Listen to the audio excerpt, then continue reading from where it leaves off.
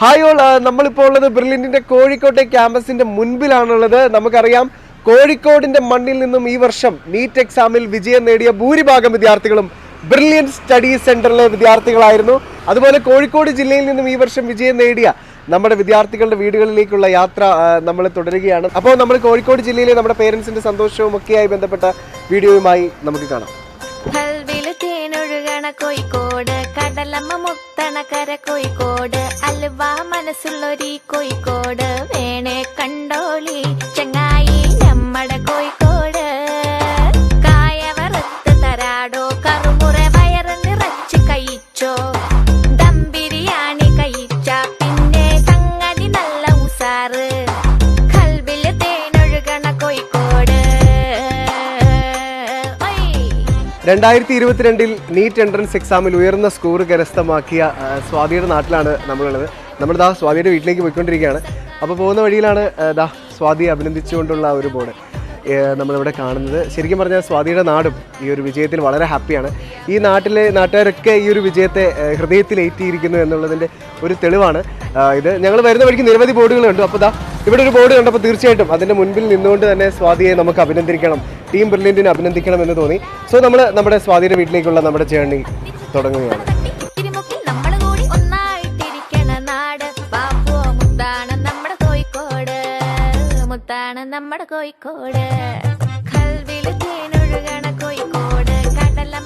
Hi all, നമ്മളിപ്പോൾ ഉള്ളത് സ്വാതിയുടെ നാട്ടിലാണ്, കോഴിക്കോടാണുള്ളത്. കോഴിക്കോട് എക്സാക്ട് സ്ഥലം എവിടെയാണ് പറയുന്നത് മോളെ? കോഴിക്കോട് പേരാമ്പ്ര എന്ന് പറയുന്ന സ്ഥലത്ത് ആവള എന്ന് പറയുന്ന ഒരു ഗ്രാമത്തിലാണ് എൻ്റെ വീട്. ഓക്കെ, ഇവിടെ ഞങ്ങളിങ്ങനെ വരുന്ന വഴിക്ക് കണ്ടു സ്വാതിയെ അനുമോദിച്ചുകൊണ്ട് നിരവധി ഫ്ലെക്സുകളും കാര്യങ്ങളും ഒക്കെയാണ് ഈ ഒരു ഇവിടുത്തെ നമ്മുടെ നാട്ടുകാരൊക്കെ വെച്ചിരിക്കുന്നത്. കാരണം ഈ ഒരു ഗ്രാമത്തിൽ നിന്നും ഇത്ര അധികം 690 മാർക്ക് കരസ്ഥമാക്കിയ വിദ്യാർത്ഥി അവർ എല്ലാ രീതിയിലും ഉൾക്കൊണ്ടുകൊണ്ട് തന്നെയാണ് ഈ വിജയത്തെ വരവേറ്റിരിക്കുന്നത്. ഞങ്ങൾ ബ്രില്യൻ ടീമും അതിൽ വളരെ ഹാപ്പിയാണ്. കാരണം ഞങ്ങളിങ്ങനെ വരുന്ന വഴിക്ക് ഞങ്ങൾ ഈ ഒരു വഴിയും കാര്യങ്ങളും ഒക്കെ ഇങ്ങനെ ഗൂഗിൾ മാപ്പിലൊക്കെ സെർച്ച് ചെയ്ത് വരുന്ന വഴിക്ക് ശരിക്കും സ്വാതിയുടെ വീട്ടിലേക്ക് എത്തപ്പെട്ടത് ഈ ഒരു ബോർഡുകളൊക്കെ കണ്ട് വന്നപ്പോഴായിരുന്നു. ഞങ്ങൾക്കത് വളരെ സന്തോഷമായിരുന്നു കേട്ടോ. കാരണം എനിക്ക് തോന്നുന്നു ഒരു 6-7 അടുത്ത ബോർഡുകളിലധികം ഞങ്ങൾ കണ്ടിട്ടുണ്ട്. അപ്പോൾ ഈ ഒരു എൻറ്റയർ ഈ ഒരു ഗ്രാമത്തിലുള്ള എല്ലാവരും സ്വാതി നേടിയ ഒരു വിജയത്തിൽ ഹാപ്പിയാണ്. ആൻഡ് ഞങ്ങൾ ബ്രില്യൻ ടീം. അപ്പോൾ ഈ ഒരു നീറ്റ് 2022 വേണ്ടിയിട്ട് സ്വാതി ഒരുപാട് തയ്യാറെടുപ്പുകൾ നടത്തിയിട്ടുണ്ട്. കാരണം ഫസ്റ്റ് അറ്റംപ്റ്റ് ആണ് അല്ലെ, ആദ്യം റിപ്പീറ്റ് ചെയ്തപ്പോൾ തന്നെ 690 മാർക്ക് കരസ്ഥമാക്കി. +2 സ്വാതി അറ്റൻഡ് ചെയ്തിരുന്നോ? +2 കഴിഞ്ഞതിന് ശേഷം എഴുതിയിരുന്നു, വെറുതെ എഴുതിയതാണ്. ഞാൻ +2 ജസ്റ്റ് ബോർഡ് എക്സാം മാത്രം ഫോക്കസ് ചെയ്തുകൊണ്ട് പഠിച്ച ആളാണ്. അപ്പം 360 സംതിങ് അത്ര മാർക്കായിരുന്നു ഉണ്ടായിരുന്നത്. ഇപ്പൊ നേരെ ഇരട്ടിയായി, 690 ആയി അല്ലേ? യെസ്. അപ്പോൾ നമ്മുടെ ഈ ഒരു കോഴിക്കോടിന്റെ മണ്ണിൽ നിന്ന് ഉയർന്ന സ്കോർ കരസ്ഥമാക്കി ഈ ഒരു നാടിനും ബ്രില്യൻറ്റിനും ഒക്കെ അഭിമാനമായ വിദ്യാർത്ഥി സ്വാതി, എങ്ങനെയായിരുന്നു ഒരു തയ്യാറെടുപ്പുകൾ? അതായത് എൻ്റെ ഈ ഒരു വിജയത്തിന് പിന്നിൽ ഒരു 50% എൻ്റെ ഹാർഡ് വർക്കും 50% ബ്രില്യൻറ്റിൻ്റെ സ്ട്രാറ്റജീസും ബ്രില്യൻറ്റിൻ്റെ പഠനാനുഭവങ്ങളും തന്നെയായിരിക്കും. കാരണം ഞാൻ എൻ്റെ +2 കാലം വരെ എന്താ പറയുക, 10ാം ക്ലാസ് വരെയൊക്കെ മലയാളം മീഡിയം സ്റ്റേറ്റ് സിലബസ് തന്നെയാണ് പഠിച്ചത്. പിന്നെ +1 +2 സ്റ്റേറ്റ് സിലബസ് തന്നെയായിരുന്നു. മാത്രമല്ല ഇവിടുത്തെ ഒരു ഗ്രാമത്തിനെ പറ്റി പറയുകയാണെങ്കിൽ നമ്മുടെ പുറത്തുള്ള കുട്ടികളൊക്കെ എത്രത്തോളം കോമ്പിറ്റൻ്റ് ആണ് എന്നുള്ളത്, അതായത് ഇവിടെ അത്ര കോമ്പിറ്റൻ്റ് ആയിട്ടുള്ള കുട്ടികളൊന്നും ആയിരുന്നില്ല എൻ്റെ സ്കൂളുകളിലൊക്കെ ഉണ്ടായിരുന്നത്. അപ്പോൾ ഞാൻ ബ്രില്യൻറ്റിൽ എത്തിയ സമയത്ത് അവിടെയുള്ള ഓൾമോസ്റ്റ് 100 കുട്ടികളിൽ ഒരു 90% കുട്ടികളും എന്താ പറയുക, അത്രയ്ക്കും കോമ്പിറ്റൻ്റ് ആയിട്ട് ചെറുപ്പം തൊട്ട് ഈ എൻട്രൻസ് ഒക്കെ വേണ്ടി നോക്കി വരുന്ന കുട്ടികളായിരുന്നു. അപ്പോൾ എന്നെ സംബന്ധിച്ചിടത്തോളം അവിടെ പോയപാട് തന്നെ പുതിയൊരു അനുഭവമായിരുന്നു. കാരണം ഞാൻ ഇതുവരെ ഇങ്ങനെ ഒരു എൻട്രൻസ് എക്സാം മുന്നിൽ വെച്ചുകൊണ്ട് ഒരിക്കൽ പോലും പ്രിപ്പയർ ചെയ്തിരുന്നില്ല. ഒരു ക്വസ്റ്റ്യൻ പോലും ഇങ്ങനെ എൻട്രൻസ് എക്സാംസിന് വേണ്ടിയിട്ട് ഞാൻ ചെയ്ത് നോക്കിയിരുന്നില്ല. അപ്പോൾ അവിടെ എത്തിയപ്പോഴാണ് ശരിക്കും എങ്ങനെയാണ് നീറ്റിന് പ്രിപ്പയർ ചെയ്യേണ്ടത്, അല്ലെങ്കിൽ ഏതൊക്കെ രീതിയിലാണ് നമ്മൾ പഠിക്കേണ്ടതെന്നൊക്കെ മനസ്സിലായത്. അപ്പോൾ അവിടെയുള്ള ടീച്ചേഴ്സും അതുപോലെ തന്നെ അവിടെയുള്ള ഫ്രണ്ട്സൊക്കെയാണ് എന്നെ ഈ ഒരു വർഷത്തെ ഈ ഒരു നീറ്റ് ക്രാക്ക് ചെയ്യാനുള്ള ഈ ഒരു അനുഭവങ്ങളിലൊക്കെ ഏറ്റവും കൂടുതൽ ഹെൽപ്പ് ചെയ്തതും സപ്പോർട്ട് ചെയ്തതൊക്കെ. അതുപോലെ തന്നെ ബ്രില്യൻറ്റിൽ ഒരു വർഷക്കാലം മോളിതിന് വേണ്ടി പ്രിപ്പറേഷൻ നടത്തി. അപ്പോൾ സ്വാഭാവികമായിട്ടും വീടിൻ്റെ ഒരു ആംബിയൻസിൽ നിന്നൊക്കെ മാറി ഒരു ഹോസ്റ്റൽ ലൈഫിലേക്ക് ബ്രില്യൻറ്റിൽ എത്തുകയാണ്, നമ്മുടെ പാലാ ക്യാമ്പസിലേക്ക് അല്ലേ? എങ്ങനെ ഉണ്ടായിരുന്നു മോളുടെ അവിടുത്തെ ഒരു എക്സ്പീരിയൻസ്? ഇപ്പോൾ തീർച്ചയായിട്ടും ഞാൻ പറയുകയാണെങ്കിൽ അവിടുത്തെ ഒരു ഫ്രണ്ട് സർക്കിൾസ് ഒക്കെ നമ്മൾ ഒരുപാട് ബിൽഡ് ചെയ്തിട്ടുണ്ട്. പിന്നെ അതുപോലെ തന്നെ അവിടുത്തെ പ്രൊഫസേഴ്സ് ഒക്കെ നമ്മളെ ഒരുപാട് സ്വാധീനിച്ചിട്ടുണ്ട്. ലൈബ്രറി ഫെസിലിറ്റീസ് ഉണ്ട്. ഇതൊക്കെ മോൾക്ക് എങ്ങനെയാണ് യൂസ്ഫുൾ ആയിരുന്നു? അതായത് ഞാൻ ആദ്യമായിട്ടാണ് ഒരു ഹോസ്റ്റൽ ലൈഫ് എക്സ്പീരിയൻസ് ചെയ്തത് ബ്രില്യൻറ്റിൽ വെച്ചിട്ടാണ്. ഞാൻ അതുവരെ നാട്ടിലുള്ള സ്കൂളുകളിൽ തന്നെയായിരുന്നു പഠിച്ചത്. അപ്പം ബ്രില്യൻറ്റിൽ പോയപാട് ആദ്യത്തെ 1-2 ആഴ്ചയൊക്കെ ഭയങ്കര സങ്കടമായിരുന്നു. കാരണം ഹോം സിക്നെസ് സ്വാഭാവികമായിട്ട് ഉണ്ടാവുമല്ലോ. നമ്മൾ പോയപാട് വീട്ടിലുള്ള ആരുമില്ല, വീട്ടിലത്തെ ഫുഡല്ല. അപ്പോൾ ആദ്യമൊക്കെ അങ്ങനത്തെ സങ്കടങ്ങൾ ദിവസങ്ങളൊക്കെ ഉണ്ടായിരുന്നു. അപ്പോൾ ഇങ്ങനെ അച്ഛനെ വിളിച്ച് പറഞ്ഞപ്പോഴൊക്കെ സാരില്ല, നീ ഇപ്പം എന്തായാലും ഇങ്ങനെ ഒരു എക്സാമിന് വേണ്ടി പോയതാണല്ലോ, അപ്പോൾ ലൈക്ക് കുറച്ച് കഷ്ടപ്പാടുകളൊക്കെ ഉണ്ട്, അപ്പോൾ അതൊക്കെ സഹിച്ച് നിന്നോ പറഞ്ഞു. അപ്പം ആ ഒരു ആദ്യത്തെ ഒരാഴ്ച അല്ലെങ്കിൽ 2 ആഴ്ച കഴിഞ്ഞതിന് ശേഷം പിന്നെ ഞാൻ ശരിക്കും ആ ഒരു സ്പേസ് അല്ലെങ്കിൽ ബ്രില്യൻ്റ് എന്ന് പറയുന്ന ആ ഒരു ക്യാമ്പസും ഹോസ്റ്റലൊക്കെ വല്ലാണ്ട് ഇഷ്ടപ്പെടുമായിരുന്നു. കാരണം ഇപ്പം എല്ലാ കാര്യത്തിലും എനിക്ക് 2 റൂംമേറ്റ്സ് ആയിരുന്നു, 2 പേരും ഭയങ്കര സപ്പോർട്ടിങ് ആയിരുന്നു. പിന്നെ എന്താ പറയുക, അവിടെയുള്ള ടീച്ചേഴ്സ് ആയിക്കോട്ടെ പ്രൊഫസേഴ്സ് ആയിക്കോട്ടെ, നമ്മളിപ്പോൾ എന്ത് ഡൗട്ട് ചോദിച്ചാലും നമുക്കത് അതിൻ്റെ ഏറ്റവും ഡെപ്തിൽ മനസ്സിലാവുന്ന രീതിയിൽ പറഞ്ഞ് മനസ്സിലാക്കി തരുന്ന ടീച്ചേഴ്സ് ആയിരുന്നു. പിന്നെ ഇപ്പം പറഞ്ഞല്ലോ ഹോസ്റ്റൽ ലൈഫ് പറഞ്ഞല്ലോ, നമുക്കറിയാം ബ്രില്യൻ്റത്തെ ഹോസ്റ്റൽ ലൈഫ് എന്ന് പറയുന്നത് തീർച്ചയായിട്ടും നമ്മൾ പഠനത്തിനാണ് ഏറ്റവും കൂടുതൽ ഇമ്പോർട്ടൻസ് കൊടുക്കുന്നത്. പക്ഷേ അതിൻ്റെ ഒപ്പം തന്നെ നല്ല രീതിക്ക് ഫ്രണ്ട്ഷിപ്പും അതുപോലെ തന്നെ കുറച്ചൊക്കെ എൻജോയ്മെൻ്റ് ഒക്കെ മെയിൻറ്റെയിൻ ചെയ്ത് കൊണ്ടുപോകാൻ പറ്റിയിട്ടുണ്ട് ആക്ച്വലി. അത് ആദ്യം പറഞ്ഞ പോലെ ഒരു ഹോം സിക്നെസ് എന്ന് പറയുന്നത് ശരിക്കും പറഞ്ഞാൽ ആദ്യം ഉണ്ടായിരുന്നെങ്കിലും പിന്നീടാണ് തിരിച്ചറിയുന്നത് ഇതൊരു ബ്രില്യൻ്റ് ഫാമിലിയിലേക്കാണല്ലോ ഞാൻ വന്നത് അല്ലേ, ഒരു ഫാമിലി അറ്റ്മോസ്ഫിയർ അവിടെ. ഇപ്പോൾ ടീച്ചേഴ്സ് ആയാലും ഭയങ്കര എന്താ പറയുക, നമ്മളിപ്പോൾ ഡൗൺ ആവുന്ന സമയത്തൊക്കെ നമ്മൾ ടീച്ചേഴ്സിൻ്റെ അടുത്ത് പോയിട്ട് പറയുമ്പം നമ്മൾ അത്രയ്ക്ക് സപ്പോർട്ട് ചെയ്തിട്ടുണ്ട്. എനിക്ക് ഞാൻ കുറച്ച് കാലം കഴിഞ്ഞപ്പോൾ ഭയങ്കര സങ്കടമൊക്കെ തോന്നുന്ന ദിവസങ്ങളൊക്കെ വരുമ്പോൾ ഞാൻ എൻ്റെ ക്ലാസ് ടീച്ചറെ പോയിട്ട് ഇങ്ങനെ കരയൊക്കെ ചെയ്യായിരുന്നു. അപ്പോൾ എന്താ പറയുക, നമ്മൾ അത്രയ്ക്കും സപ്പോർട്ട് ചെയ്തുകൊണ്ട് നമ്മുടെ ഒരു ചേച്ചി അല്ലെങ്കിൽ ഒരു അമ്മയെ പോലെ സപ്പോർട്ട് ചെയ്യുന്ന ടീച്ചേഴ്സൊക്കെ അവിടെ ഉണ്ടായിരുന്നു. അതുപോലെ തന്നെ മോളോട് സംസാരിക്കുമ്പോൾ എനിക്ക് മനസ്സിലാവുന്ന ഒരു കാര്യമാണ്, മോള് ഭയങ്കര ഷാർപ്പായിരുന്നു, ഡോക്ടർ ആവണം എന്നൊരു ലക്ഷ്യത്തിൽ അല്ലേ. തീർച്ചയായിട്ടും മോളുടെ ഈ ഒരു ലക്ഷ്യം ബാല്യം മുതലേ ഉടലെടുത്താണോ, അതിലൊക്കെ വളരെയധികം സ്വാധീനം ചെലുത്തിയിട്ടുണ്ട് നമ്മുടെ അച്ഛനും അമ്മയും അല്ലെ, സഹോദരിയും, പിന്നെ ദ എൻറ്റയർ ബ്രില്യൻ്റ് ടീമും ഒക്കെ. അപ്പോൾ എങ്ങനെയായിരുന്നു മോളെ ആ ഒരു ലക്ഷ്യം മനസ്സിലോട്ടെടുക്കുന്നത്? എപ്പോഴാണ് മോൾക്ക് ഡോക്ടർ ആവണം, മോളെ തന്നെ മോൾ എപ്പോഴാണ് ഡ്രീം ചെയ്ത് തുടങ്ങുന്നത്? ഞാൻ ഡോക്ടർ ആവണം ആക്ച്വലി ഡ്രീം ചെയ്യാൻ തുടങ്ങിയത് എൻ്റെ ഒരു 6th പഠിക്കുന്ന സമയത്തായിരിക്കും. അപ്പോഴാണ് ഞങ്ങൾക്ക് ഈ അനാട്ടമി ഫിസിയോളജി സാധനങ്ങളൊക്കെ ടെക്സ്റ്റിൽ കുറച്ച് പഠിക്കാനുണ്ടായിരുന്നു. അന്ന് എനിക്ക് ഹൃദയത്തെ പറ്റിയും ശ്വാസകോശത്തെ പറ്റിയൊക്കെ പഠിക്കുന്ന സമയത്ത് എനിക്ക് ഭയങ്കര ഇൻട്രസ്റ്റ് ആയിരുന്നു, അറിയാനുള്ള ഒരു ആഗ്രഹം. അതെ. അന്നാണ് ആക്ച്വലി ഡോക്ടർ ആവണമെന്ന് ഞാൻ മനസ്സിലിങ്ങനെ വിചാരിച്ചത്. പക്ഷെ അതിനുശേഷം പലപ്പോഴായിട്ട് എൻ്റെ സ്വപ്നങ്ങളും ആഗ്രഹങ്ങളൊക്കെ ഇങ്ങനെ മാറിക്കൊണ്ടിരുന്നിട്ടുണ്ട്. കുറേ കാലം ഞാൻ ഒരു സിവിൽ സർവീസ് ഓഫീസർ ആണെന്ന് ഭയങ്കരമായിട്ട് ആഗ്രഹിച്ചിരുന്നു. അപ്പം ആക്ച്വലി ഞാൻ ബ്രില്യൻ്റിൽ റിപ്പീറ്റ് ചെയ്യാൻ വരുന്നതിന് മുന്നേ എനിക്കുണ്ടായിരുന്ന ഒരു എയിം എന്ന് പറയുന്നത് എന്തായാലും എനിക്ക് നീറ്റ് ക്രാക്ക് ചെയ്ത് MBBS പഠിക്കണം. MBBS ഡിഗ്രി കഴിഞ്ഞതിന് ശേഷം സിവിൽ സർവീസ് നോക്കാമെന്നുള്ള എയിമോടെ കൂടിയായിരുന്നു അന്ന് വന്നിരുന്നത്. പക്ഷെ ഇപ്പം മെഡിസിൻ അഡ്മിഷൻ കിട്ടിയപ്പം ഇപ്പം എൻ്റെ മനസ്സിങ്ങനെ പറയുന്നത് MBBS കഴിഞ്ഞിട്ട് MD കഴിഞ്ഞിട്ട് റിസർച്ച് ഒക്കെ ചെയ്താലോ എന്നിങ്ങനെ ആലോചിക്കുന്നുണ്ട്.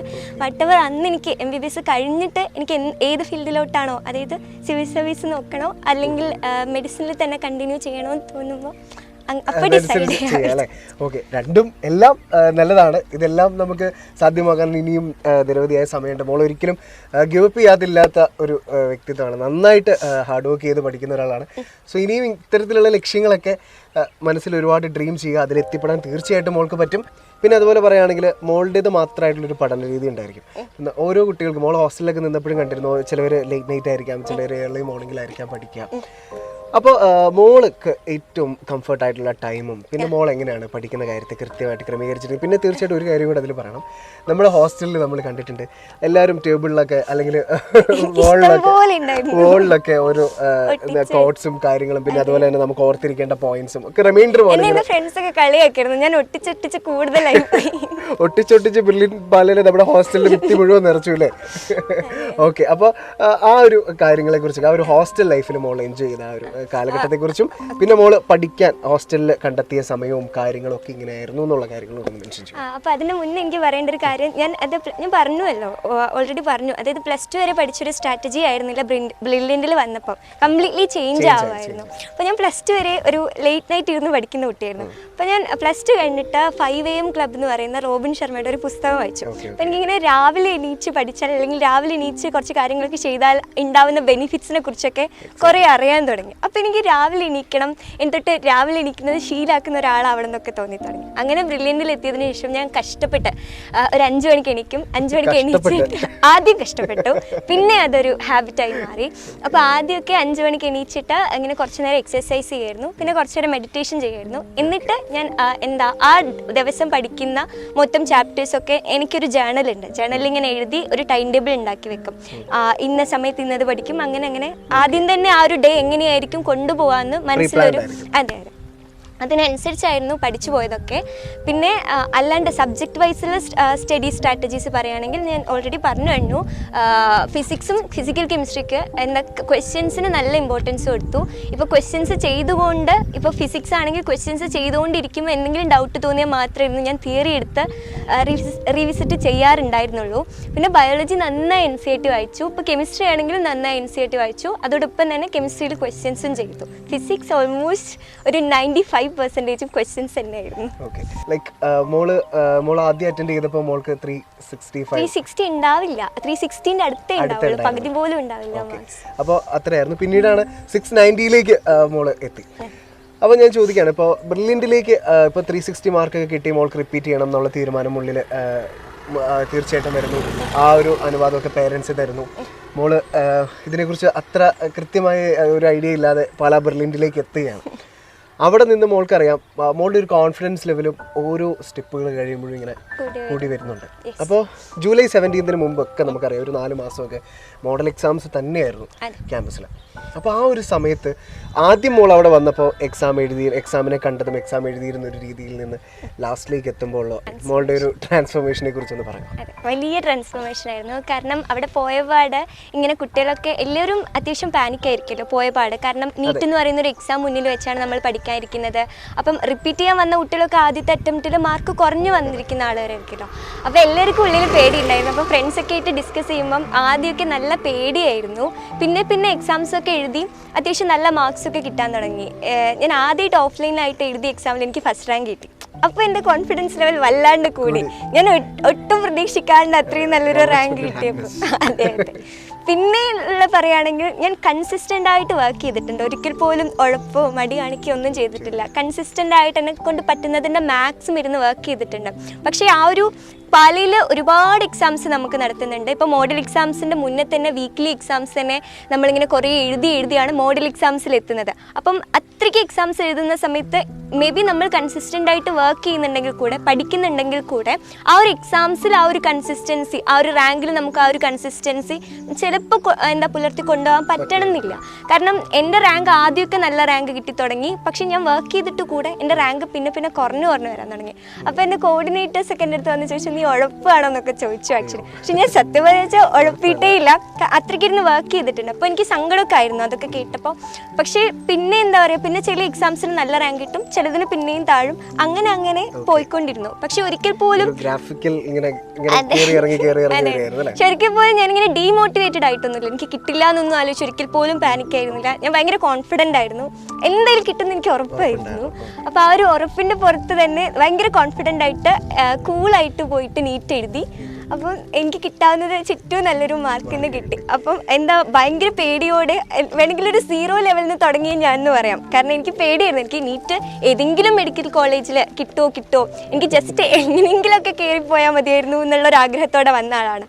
ഞാൻ ഇപ്പോൾ ഭുവനേശ്വർ എയിംസ് എടുക്കണം എന്നാണ് മനസ്സിലിങ്ങനെ വിചാരിച്ചത്, ഉറപ്പിച്ചിട്ടില്ല. അപ്പം എന്താ പറയുക, അങ്ങനെ സ്റ്റാർട്ട് ചെയ്ത ഒരാൾ ഇത്രയും ഒരു മെഡിക്കൽ കോളേജ് ഡ്രീം ചെയ്ത് ബ്രില്യൻറ്റിലേക്ക് വന്ന ആൾ ബ്രില്യൻറ്റിൽ നിന്നുകൊണ്ട് ഡ്രീം ചെയ്ത് അച്ചീവ് ചെയ്തത് എയിംസ് അത് വലിയ ട്രാൻസ്ഫോർമേഷൻ ആണ്. ആൻഡ് ഈ ഒരു ട്രാൻസ്ഫോർമേഷന്റെ മുഴുവൻ ക്രെഡിറ്റും ഞാൻ തീർച്ചയായിട്ടും ബ്രില്യന്റിന് കൊടുക്കും. കാരണം ഞാനിപ്പോൾ ബ്രില്യന്റിലല്ല, വേറെ ഏതെങ്കിലും ഒരു കോച്ചിങ് സെന്ററിലായിരുന്നു ഇങ്ങനെ റിപ്പീറ്റ് ചെയ്യാൻ പോയത് എന്നിരുന്നെങ്കിൽ എനിക്കൊരിക്കലും മേ ബി എനിക്ക് MBBS അഡ്മിഷൻ കിട്ടുമായിരിക്കും. പക്ഷെ ഇത്രയും നല്ലൊരു മാർക്കും റാങ്കും ഒന്നും എനിക്ക് കിട്ടില്ല എന്ന് എനിക്ക് ഉറപ്പാണ്. കാരണം ബ്രില്യന്റിലാണ് കേരളത്തിലെ ഏറ്റവും കോമ്പീറ്റൻ്റ് ആയിട്ടുള്ള, അത്രയ്ക്കും ഹാർഡ് വർക്കിംഗ് ആയിട്ടുള്ള സ്റ്റുഡൻസും അതുപോലെ തന്നെ അത്രയ്ക്കും സപ്പോർട്ടീവ് ആയിട്ടുള്ള പ്രൊഫസേഴ്സും അതിൻ്റെ മൊത്തം ഒരു ഓർഗനൈസേഷൻ മൊത്തം ഭയങ്കര അടിപൊളിയാണ്. അപ്പം അവരിത്രത്തോളം ഹെൽപ്പ് ചെയ്തുകൊണ്ടാണ് ഇങ്ങനെയുള്ളൊരു റാങ്ക് തീർച്ചയായിട്ടും കിട്ടിയത്. പിന്നെ അതുപോലെ നമ്മുടെ ഒരു ഹോസ്റ്റൽ ഫെസിലിറ്റീസിലുള്ള ലൈബ്രറി ഫെസിലിറ്റീസും ക്യാമ്പസിലുള്ള ലൈബ്രറി ഫെസിലിറ്റീസും ഡൗട്ട് ക്ലിയറൻസ് സെക്ഷനും മോൾക്കിപ്പോൾ തീർച്ചയായിട്ടും ഓഫ്ലൈൻ ആയിരുന്നത് കൊണ്ട് തന്നെ നമ്മുടെ പ്രൊഫസർമാരുമൊത്തുള്ള ഒരു ഡൗട്ട് ക്ലിയറൻസ് സെക്ഷൻസ് ഒക്കെ മോൾക്ക് ഉണ്ടായിരുന്നിരിക്കാം. ആ ഒരു എന്തെങ്കിലും ബ്രില്യൻറ്റുമായി ബന്ധപ്പെട്ട അത്തരത്തിൽ ആ ഒരു ബ്രില്യൻ്റ് ഫെസിലിറ്റീസും ബ്രില്യൻറ്റിൻ്റെ കരുതലും ഒക്കെയായി ബന്ധപ്പെട്ട് എന്തെങ്കിലും ഒരു ഓർമ്മ ഉണ്ടോ? തീർച്ചയായിട്ടും ഒരുപാട് ഓർമ്മയുണ്ട്. കാരണം ഞാനിങ്ങനെ എനിക്ക് ഓഫ്ലൈൻ ക്ലാസ് ഭയങ്കര ഇഷ്ടമാണ്. ക്ലാസ്സിൽ നല്ലോണം ഇൻറ്ററാക്ട് ചെയ്യുന്നത് ഭയങ്കര ഇഷ്ടമാണ്. അപ്പം ഞാൻ ഇങ്ങനെ പ്രത്യേകിച്ച് ഫിസിക്സിൻ്റെ ഒക്കെ ക്ലാസ്സിൽ ഞാൻ ഒരുപാട് ഡൗട്ട്സ് ഇങ്ങനെ ചോദിക്കുമായിരുന്നു. മേ ബി ഞാൻ ഡൗട്ട്സ് ചോദിച്ച് പ്രൊഫസേഴ്സിനെ ബുദ്ധിമുട്ടിച്ചിട്ടുണ്ടാവും. അതൊരിക്കലും ഒരു ബുദ്ധിമുട്ടല്ല. ലൈക്ക് നമുക്കറിയാനുള്ള ആഗ്രഹമാണ് നമ്മുടെ വിജയത്തിലേക്കുള്ള ആദ്യപടി എന്നാണ്. എന്ത് കാര്യവും അറിയാനുള്ള ഒരു ആഗ്രഹം. അതെ, ഞാൻ ജസ്റ്റ് ഇപ്പം എന്താ പറയുക, ഞാൻ ക്ലാസ്സിലിരിക്കുന്ന സമയത്ത് ജസ്റ്റ് എന്താ എക്സാമിന് വേണ്ടി മാത്രമായിരുന്നില്ല ഇരുന്നത്. ക്ലാസ്സിലിരിക്കുന്ന സമയത്ത് എനിക്ക് ആ ഒരു ഇപ്പോൾ എടുക്കുന്ന സബ്ജക്റ്റിനെ പറ്റി കുറച്ച് ആഴത്തിൽ അറിയാൻ വേണ്ടിയിട്ട് മേ ബി നമ്മുടെ സിലബസിൽ ഇല്ലാത്ത കാര്യങ്ങൾ പോലും ഡൗട്ട് ചോദിക്കുമായിരുന്നു. അത് ഞാൻ പറഞ്ഞു, മേ ബി ബുദ്ധിമുട്ടിച്ചിട്ടുണ്ടാവാം. പക്ഷേ എന്താ പറയുക, എത്ര നമ്മൾ എത്ര ഡൗട്ട് ചോദിച്ചാലും അല്ലെങ്കിൽ നമുക്ക് എത്ര മനസ്സിലാവില്ല എന്ന് പറഞ്ഞാലും എത്ര വേണമെങ്കിലും പറഞ്ഞു തരാനും പറഞ്ഞ് മനസ്സിലാക്കി തരാനും മനസ്സുള്ള ഒരു ടീച്ചേഴ്സ് അല്ലെങ്കിൽ പ്രൊഫസേഴ്സാണ് ബ്രില്യൻറ്റിലുള്ളത്. പിന്നെ ഇപ്പം ബ്രില്യൻറ്റത്തെ ലൈബ്രറിയെ കുറിച്ച് പറഞ്ഞു. അത് തീർച്ചയായിട്ടും എനിക്ക് ഭയങ്കര ഹെൽപ്ഫുൾ ആയിരുന്നു ബ്രില്യൻറ്റത്തെ ലൈബ്രറീസ്. കാരണം നമുക്ക് അവിടെ കിട്ടാത്ത പുസ്തകങ്ങൾ ഉണ്ടാവില്ല. നമുക്ക് ഏത് ഗൈഡ് വേണമെന്ന് നോക്കി പോയാലും നമുക്ക് അവിടെ കിട്ടും. ഞാൻ ആക്ച്വലി ബ്രില്യൻറ്റിൽ നിന്ന് തന്ന സ്റ്റഡി മെറ്റീരിയൽ കൂടാണ്ട് ബ്രില്യൻറ്റത്തെ ലൈബ്രറിയിൽ നിന്ന് തന്നെ മീൻസ് റെഫറൻസിനായിട്ട് എടുത്ത പുസ്തകങ്ങളാണ് എൻ്റെ ഈ ഒരു വർഷത്തെ റിപ്പീറ്റ് ചെയ്ത് ആ ഒരു കാലം മുഴുവൻ പഠിച്ചത്. അല്ലാണ്ട് പുറത്തുനിന്ന് വാങ്ങിക്കുകയൊന്നും ചെയ്തിട്ടില്ല. കംപ്ലീറ്റ്ലി ബ്രില്യൻറ്റ് തന്നെ തന്ന ആ ഒരു ഫെസിലിറ്റീസിൻ്റെ ഉള്ളിൽ പഠിച്ച ആളാണ്. ഇപ്പോൾ തീർച്ചയായിട്ടും മോൾക്ക് ഈ ഒരു ലക്ഷ്യത്തിന് വേണ്ടി തയ്യാറെടുക്കുമ്പോൾ ചിലപ്പോൾ ഒരു പക്ഷേ മോളുടെ ഒരു സാഹചര്യത്തിൽ നിന്നുകൊണ്ടൊക്കെ തന്നെ നമുക്ക് ചിലപ്പോൾ പെട്ടെന്ന് അപ്രോച്ച് ചെയ്യേണ്ടതായിട്ടുള്ള ഒരു സാധ്യതകൾ ഉണ്ടായിരുന്നെന്ന് വരില്ല. അപ്പോൾ ആ ഒരു സമയത്ത് മോൾക്ക് +2 എത്രയായിരുന്നു സ്കോർ? എനിക്ക് +2 1200 അപ്പോൾ മോൾക്ക് പൂർണ്ണമായിട്ടും ബ്രില്യൻറ്റിൽ സൗജന്യമായിട്ട് ട്യൂഷൻ ഫീ കംപ്ലീറ്റ്ലി കൊടുക്കേണ്ടി വന്നിട്ടില്ല, ഫ്രീ ആയിരുന്നു. ഓക്കെ, ആ ഒരു മോൾക്ക് സ്കോളർഷിപ്പ് കിട്ടി മോൾ പഠിച്ച ഒരു കാര്യത്തെക്കുറിച്ച് പറയാം. കാരണം എന്താണെന്ന് വെച്ച് കഴിഞ്ഞാൽ പഠിക്കാൻ നല്ല ടാലൻ്റ് ഉള്ള വിദ്യാർത്ഥികൾ അവരിപ്പോഴും പറയുന്നൊരു കാര്യമാണ്, അവർക്ക് സാമ്പത്തികമായി അധികം ഇല്ല, അങ്ങനെ ഒരു കാരണങ്ങൾ കൊണ്ട് അവർക്ക് പഠിക്കാൻ പറ്റുന്നില്ല അല്ലെങ്കിൽ ഇത്തരത്തിലുള്ള കോച്ചിങ്ങിലേക്ക് എത്താൻ പറ്റുന്നില്ല എന്നൊക്കെ പറയാറുണ്ട്. അത്തരത്തിലുള്ള വിദ്യാർത്ഥികൾക്ക് വേണ്ടി അതായത് ഞാൻ സത്യം പറയാ ബ്രില്യൻറ്റ് ഇങ്ങനെ റിപ്പീറ്റ് ചെയ്യാൻ പോവാന്ന് ചൂസ് ചെയ്യുന്നതിന് മുന്നേ എനിക്കൊരു പേടി ഉണ്ടായിരുന്നു. കാരണം ഞാൻ ആക്ച്വലി ഒരു മിഡിൽ ക്ലാസ് ഫാമിലിയിൽ നിന്ന് വരുന്ന ആളാണ്.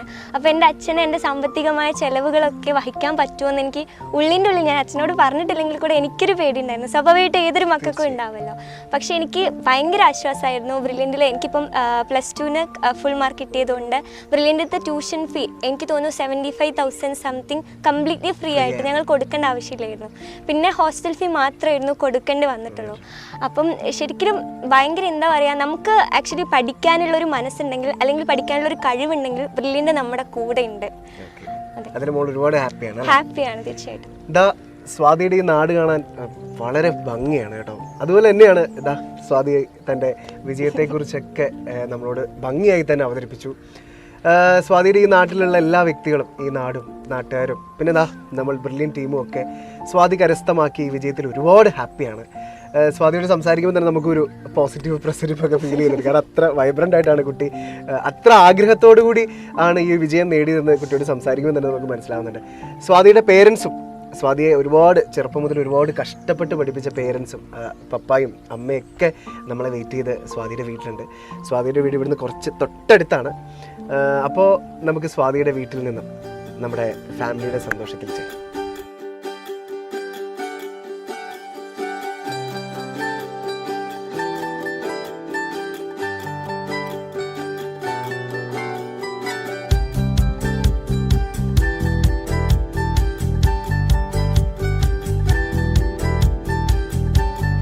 (2022) നീറ്റ് എൻട്രൻസ് എക്സാമിൽ 690 കരസ്ഥമാക്കിയ നമ്മുടെ വിദ്യാർത്ഥിനി സ്വാതിയുടെ വീട്ടിലേക്ക് നമ്മളിത് ഇപ്പം എത്തി.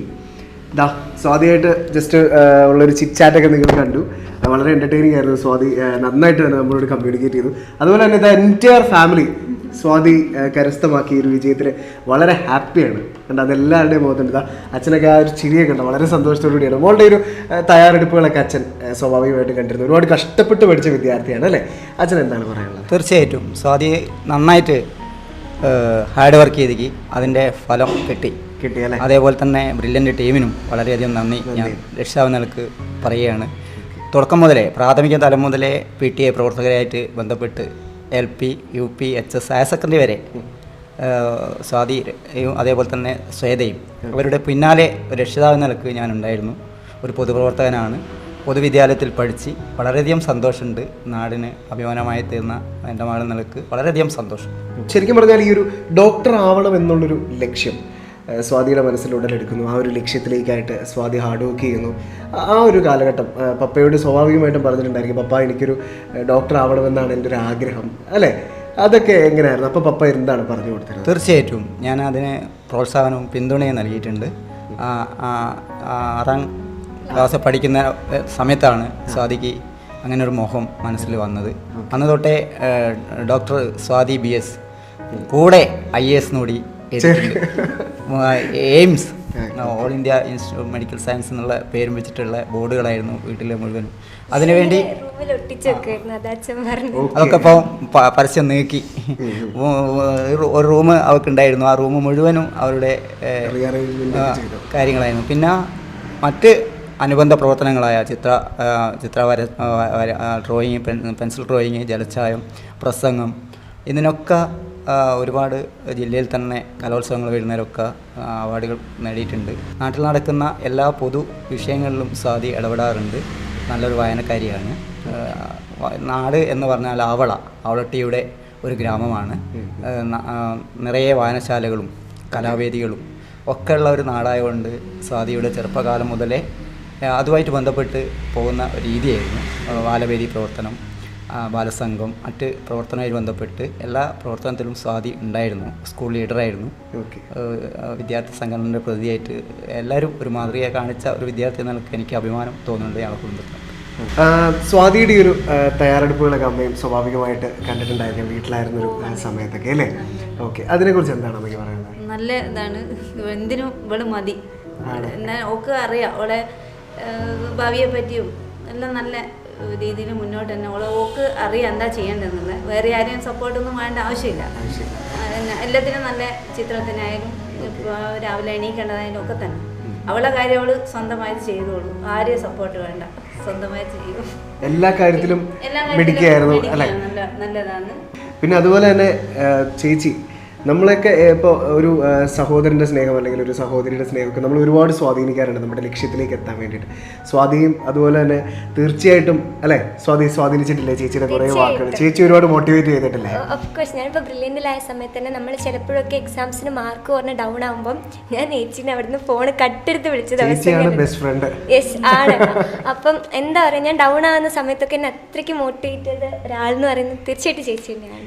ഓക്കെ, ചേച്ചി എങ്ങനെയായിരുന്നു? ഇപ്പോൾ സ്വാതി പറഞ്ഞു ചെറിയ ടെൻഷനൊക്കെ ഫീൽ ചെയ്യുന്ന സമയത്ത് സ്വാതിയെ കോൺടാക്ട് ചെയ്യും, സ്വാതിയെ വിളിച്ചിട്ട് ഭയങ്കര പോസിറ്റീവായിട്ട് മോട്ടിവേറ്റ് ചെയ്യും. അപ്പോൾ ആ ഒരു സമയത്തൊക്കെ തീർച്ചയായിട്ടും രണ്ടുപേരും മിടുക്കികളാണ്. ഈ ഒരു നാടിൻ്റെ അഭിമാനമാണ് രണ്ടുപേരും എന്ന് നമുക്കറിയാം. അപ്പോൾ കാരണം നിങ്ങൾ രണ്ടുപേരും കലാപരമായിട്ടും പിന്നെ അതുപോലെ തന്നെ എല്ലാ കാര്യങ്ങളും ഒക്കെ ഭയങ്കര ആക്റ്റീവായിട്ട് നിൽക്കുന്ന ആളാണെന്ന് ഈ നാട്ടിൽ വന്നപ്പോൾ ഞങ്ങൾക്ക് വരുന്ന വഴിയിൽ തന്നെ അച്ഛനുമായി ബന്ധപ്പെട്ട് കുറേ ആൾക്കാരൊക്കെ സംസാരിക്കുന്നത് കണ്ടപ്പോൾ ഒക്കെ നമുക്ക് മനസ്സിലായി. കാരണം അതുപോലെ ഈ ഒരു നാടിൻ്റെ രണ്ട് മിടുക്കികളായ വിദ്യാർത്ഥികളാണ് നിങ്ങൾ രണ്ടുപേരും. അപ്പോൾ സ്വാഭാവികമായിട്ടും മോളെ ഇൻസ്പയർ ചെയ്യുന്ന കാര്യത്തിൽ അല്ലെങ്കിൽ മോളെ ഈ ലക്ഷ്യത്തിൽ തന്നെ സ്റ്റിക്ക് ചെയ്ത് നിൽക്കുന്ന കാര്യത്തിലൊക്കെ ചേച്ചി എങ്ങനെയായിരുന്നു സപ്പോർട്ട് ചെയ്തിട്ടുള്ളത്? അവൾ ബ്രില്യൻ്റ് പഠിക്കുമ്പോൾ തന്നെ 1 വീക്കിൽ ഒരു പ്രാവശ്യമല്ലേ ഫോൺ കിട്ടും. പക്ഷെങ്കിൽ ആഴ്ചയിൽ എല്ലാ ദിവസവും എന്നെ വിളിക്കും. ചില ദിവസങ്ങളിൽ വാർഡനൊക്കെ ചോദിച്ചിട്ട് ചിലപ്പോൾ അറിയാണ്ടൊക്കെ എന്നെ വിളിച്ച ദിവസങ്ങളുണ്ട്. അപ്പോൾ ഞാൻ അവൾക്ക് മോട്ടിവേഷൻ ഒന്നും പറയാനില്ല, എന്നാൽ ഞങ്ങൾക്ക് ഒരുപാട് കാര്യങ്ങളൊക്കെ പറഞ്ഞു കൊടുക്കും. കാരണം സ്വാതി ഇപ്പോൾ നിനക്ക് കിട്ടിയിട്ടുണ്ടെങ്കിൽ നിൻ്റെ മുമ്പിലുള്ള ആൾക്കാരുടെ ആ ഒരു സ്നേഹവും അപ്പോൾ സ്വാതി പറയും. എന്നിട്ട് ഞാൻ എൻ്റെ മോട്ടിവേഷനും കിട്ടിയിട്ട് അവൾ നേരെ പോവുക ബാത്റൂമിലേക്കാണ്. എന്നിട്ട് അവൾക്ക് കിട്ടിയിട്ട് അവൾ ഈ ഒരു സ്റ്റേജിൽ നിന്ന് എന്തൊക്കെ പറയും, അതായത് അവൾ എന്നിട്ട് ഇമാജിൻ ചെയ്യും. കണ്ണാടിയുടെ മുമ്പിൽ ഇരുന്ന് തന്നെ പ്രസന്റ് ചെയ്യും, തന്നെ സംസാരിക്കും. Swathi you are born to win, അല്ലേ? ഓ, അടിപൊളി. എപ്പോഴും കണ്ണാടിന്റെ പ്രസംഗം എല്ലാം നല്ല ഇതാണ്. അപ്പൊ പ്രസംഗിക്കാൻ വേണ്ടി കണ്ണാടി കാണുമല്ലോ, അങ്ങനെ സ്വന്തമായിട്ട് ചെയ്യും. ഓക്കെ, അപ്പോൾ തീർച്ചയായിട്ടും ഒരു സ്വാതിയുടെ ഒരു വിശ്വാസം അതേപടി നിലനിർത്താൻ വേണ്ടിയിട്ട് ഒരുപാട് പോസിറ്റീവായിട്ടുള്ള വാക്കുകളൊക്കെ പറഞ്ഞ് സ്വാതിനെ ഒരുപാട് പ്രേരിപ്പിച്ചിട്ടുണ്ട്, അല്ലേ? ഈ ഒരു വിജയത്തിലേക്ക് എത്താൻ വേണ്ടിയിട്ട്. എന്നെ എപ്പോഴും നല്ല കൂളാക്കി വെക്കുന്ന ഒരാൾ ചേച്ചിയാണ്. ഇവിടെ ഭയങ്കര കോമഡിയാണ്, ഇപ്പോൾ ഭയങ്കര പേടിച്ചിരിക്കുന്നത്.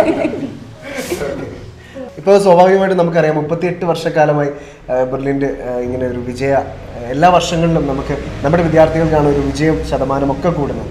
അപ്പോൾ ആ ഒരു വിശ്വാസം അർപ്പിച്ചുകൊണ്ട് അച്ഛൻ എങ്ങനെയായിരുന്നു സ്വാതിയെ ബെർലിനിലേക്ക് ചേർക്കുന്നതും അതുപോലെ ബെർലിനെ കുറിച്ചൊക്കെ എങ്ങനെയായിരുന്നു അറിയുന്നത്? ബ്രില്യൻറ്റിനെ കുറിച്ച് എനിക്ക് മുന്നേ പത്രത്തിലും മറ്റു മാധ്യമങ്ങൾ കൂടി നന്നായിട്ട് അറിയാം. ഞാൻ അവിടെയുള്ള എല്ലാ ടീച്ചേഴ്സിനെയും ഇടയ്ക്കിടയ്ക്ക് വിളിക്കും.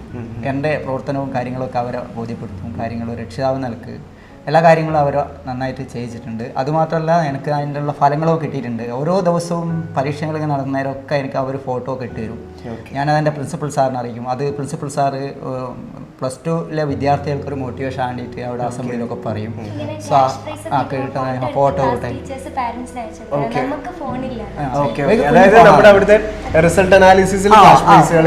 പിന്നെ അവർ മീറ്റിങ്ങിലൊക്കെ ഞാൻ കയറുന്നുണ്ട്. PTA നിലക്ക് ഞാൻ നിശബ്ദമായിട്ട് എല്ലാം കേൾക്കലുണ്ട്. നല്ല ഒരു ഇടപെടലായിട്ടാണ് എനിക്ക് ബ്രില്യൻ്റ് തോന്നിയത്. ടീച്ചേഴ്സ് ഡയറക്ടർ സാർ തന്നെ ജോർജ് സാർ തന്നെ വിളിച്ചിട്ടുണ്ട്. നല്ല ബ്രില്യൻ്റ് കൂടെ നിന്നിട്ടുണ്ട്. അവസാന ഘട്ടം വരെ സ്വാതി അവിടെ പിടിച്ചു നിന്ന സമയത്ത് 2 മാസവും ബ്രില്യൻ്റെതായ ഹോസ്റ്റൽ തുകയൊന്നും വാങ്ങാതെ സന്തോഷത്തോടെ എന്നോട് പറഞ്ഞിട്ടുണ്ട്. ഫീസ് 73,300 രൂപ കുറഞ്ഞ് കിട്ടിയിട്ടുണ്ട്. ഹയർ സെക്കൻഡറി സ്കൂൾ സൗജന്യമായിട്ട് കിട്ടിയിട്ടുണ്ട്. സ്കോളർഷിപ്പായിട്ട് 1,200 വാങ്ങിയതുകൊണ്ട് നല്ല ഒരു സ്ഥാപനമായിട്ട്. അതായത് ഞങ്ങളുടെ ഹോൾ ഫാമിലിക്ക് ബ്രില്യൻറ്റിനോട് ഭയങ്കര ഗ്രാറ്റിറ്റ്യൂഡ് ഉണ്ട്. Thank you so much brilliant. അപ്പോൾ ദ എൻ്റെ ഫാമിലി നമ്മുടെ സ്വാതി കരസ്ഥമാക്കിയ ഒരു വിജയത്തിൽ വളരെ ഹാപ്പിയാണ്. ഫാമിലി മാത്രമല്ല ഈ നാടും. 690 മാർക്ക് ഞാൻ ഒന്നുകൂടെ പറയുന്നു, ആത്മാർത്ഥമായി സ്വാതി പഠിച്ചത് കൊണ്ട് തന്നെയാണ്, പഠിക്കുന്ന കാര്യങ്ങളൊക്കെ ക്രമീകരിച്ചത് കൊണ്ടാണ് ഇത്രയും ഒരു മാർക്ക് കരസ്ഥമാക്കാൻ സാധിച്ചത്.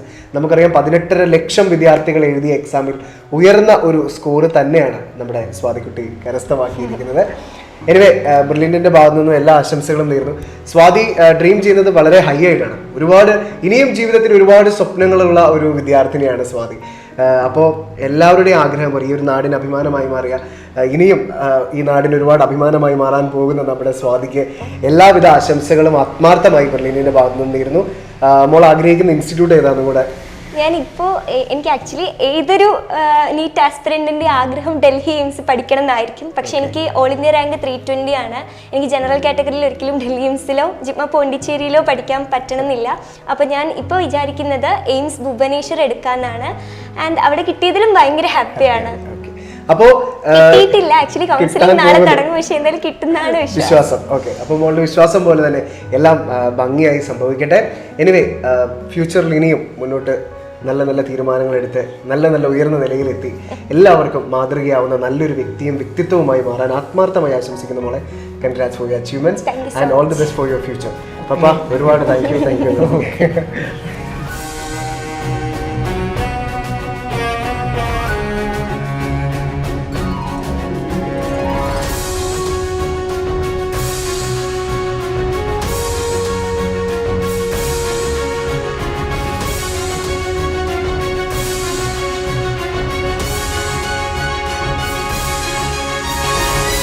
എൻട്രൻസ് സംബന്ധമായ വാർത്തകളും അപ്ഡേഷനുകളും ഏറ്റവും വേഗം ആധികാരികമായി അറിയാൻ ബ്രില്യൻറ്റ് സ്റ്റഡി സെന്റർ പാല യൂട്യൂബ് ചാനൽ സബ്സ്ക്രൈബ് ചെയ്യുക. ബെൽ ഐക്കൺ അമർത്തുക. ഈ വീഡിയോ മറ്റ് സുഹൃത്തുക്കളിലേക്കും ഷെയർ ചെയ്ത് നൽകുക.